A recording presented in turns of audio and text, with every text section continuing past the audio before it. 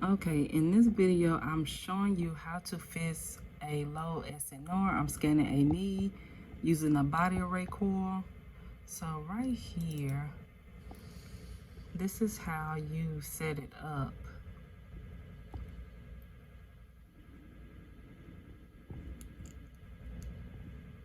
And then come over here. So right now my SNR is at 1, but I want to drop this down to 160.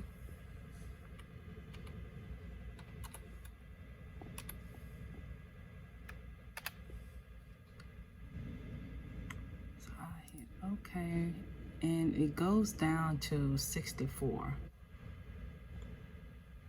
So now I want to fix my SNR.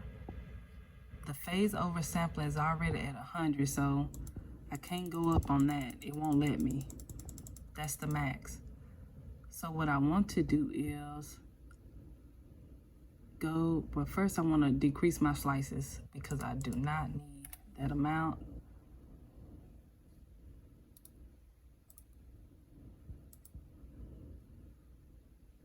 And then,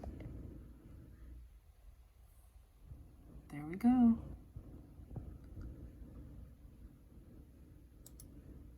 And you can also increase your average, and it will make your SNR go up.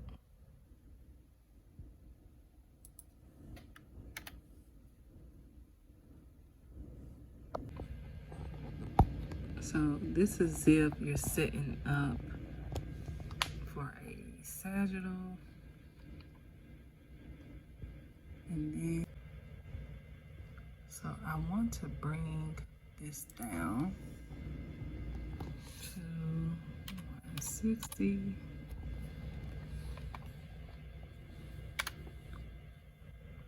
It dropped the SNR to 64.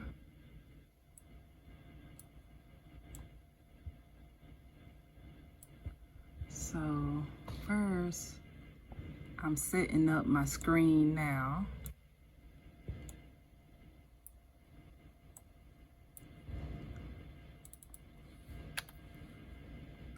I had to increase some slices. So now,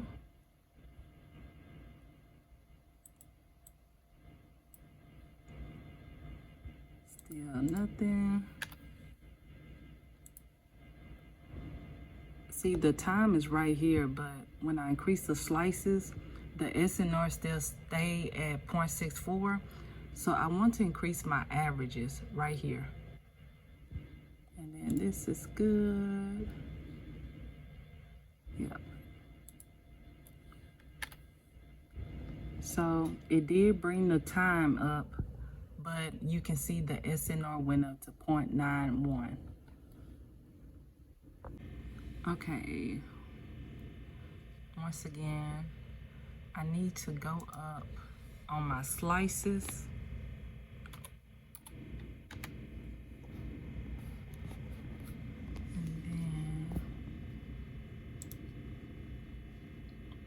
Bring this down to 160.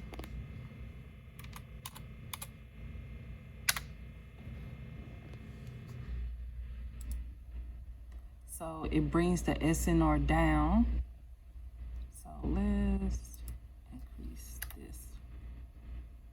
Brings the time up to 5:33. Let's see if we can go down. No. Make sure if you're using a body coil, make sure that all of your coils are selected.